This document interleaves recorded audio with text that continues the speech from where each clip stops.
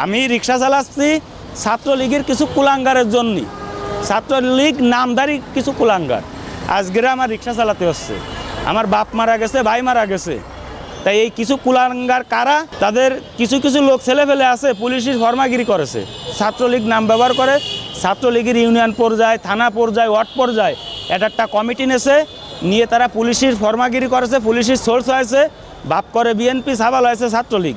এখন বাপ সে বিএনপি চেয়ারে বসতেছে, বাপ যে সে বিএনপি চেয়ারে বসতেছে, সাবাল আসছে মাঠ দিয়ে বাপের পরিচয় দিয়ে ঘুরে ঘেরে বেড়াচ্ছে। তা আমরা বিগত দিনে 12-13 বছর সেটি আমি কখন তর্ক করব? আগে আপনি আমাদের ভূমিগুলোকে উদ্ধার করে দেন, ভূমির অধিকার নিশ্চিত করুন, এরপরে আমরা এই কুতর্কের দোকান খুলে সেখানে আলাপ করতে পারি। কিন্তু পার্বত্য চট্টগ্রাম এবং আমাদের আদিবাসীদের ভূমি দখল করে সেখানে অস্ত্রের মুখে জনগোষ্ঠীকে জিম্মি করে আপনি এই আলাপ করতে পারেন না। একটি আধুনিক রাষ্ট্রে, একটি গণতান্ত্রিক রাষ্ট্রে এই আলাপ চলতে পারে না। আপনি ভূমি আগে ফেরত দিতে হবে, এরপরে আমরা বাকি আলাপ করতে রাজি আছি। আপনি জাতিসংঘের সংজ্ঞা গ্রহণ করবেন নাকি অন্য কোনো সংজ্ঞা করবেন, আপনি অন্য কোনো নামে রাখবেন কিনা, সেই তর্ক আমরা করতে পারি। কিন্তু সেই তর্কের জায়গার সবথেকে গুরুত্বপূর্ণ বিষয়টি হচ্ছে ভূমি সমস্যাটাকে সমাধান করতে হবে। আপনি যদি ভূমি ফিরিয়ে দিতে না পারেন, তাহলে আমরা এই কেবলমাত্র নামটা অবস্থাতে কোনো একটা নাম দিয়ে দিলে কিন্তু আমাদের সেই সমস্যাটা সমাধান হয়ে যাবে না। সেটি আমাদের মনে হয় সবারই খুব গুরুত্ব সহকারে বিবেচনা করা উচিত।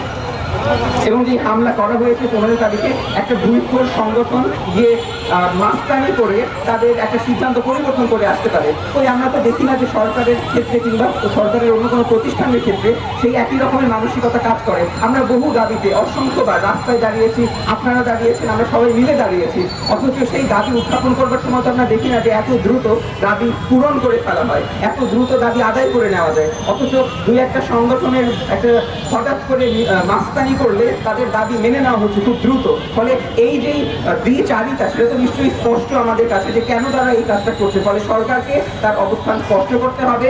বাংলাদেশের যে জনগোষ্ঠীরা রয়েছেন, বিভিন্ন ভাষাভাষী, বিভিন্ন জাতিগোষ্ঠীর, তাদের অস্তিত্বের স্বীকৃতি দিতে হবে এবং অস্তিত্বের স্বীকৃতি দেওয়ার মাধ্যমেই আমরা তাদের ভূমি ব্যবস্থাপনা, আমাদের যে ঐতিহাসিক চিরাচরিত ভূমি ব্যবস্থাপনার বন্দোবস্ত যেগুলো রয়েছে, সেগুলোকে আমাদের জাতীয় রাজনৈতিক বন্দোবস্তের মধ্যে অন্তর্ভুক্ত করতে হবে। এবং যেটি আমাদের আগের বক্তারাও খুব স্পষ্টভাবে বলে গেছে যে আমরা আসলে অন্তর্ভুক্তির দাবি করছি, বরঞ্চ অন্তর্ভুক্তির দাবি করতে গিয়ে আমাদের কমরেডরা, আমাদের বন্ধুরা মার খাচ্ছেন, তাদের মেরে হাত ভেঙে দেওয়া হচ্ছে, মাথা ফাটিয়ে দেওয়া হচ্ছে।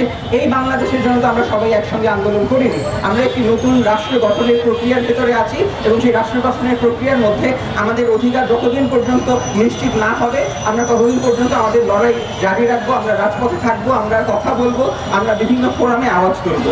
আমি আমাদের আওয়াজ জারি রাখার আহ্বান জানিয়ে বক্তব্য শেষ করছি এবং যারা হামলা চালিয়েছেন তাদের বিচারের দাবি জানাচ্ছি। আমরা দেখেছি যে 2 জনকে গ্রেপ্তার করা হয়েছে, কিন্তু প্রত্যেকজনের মানুষের ছবি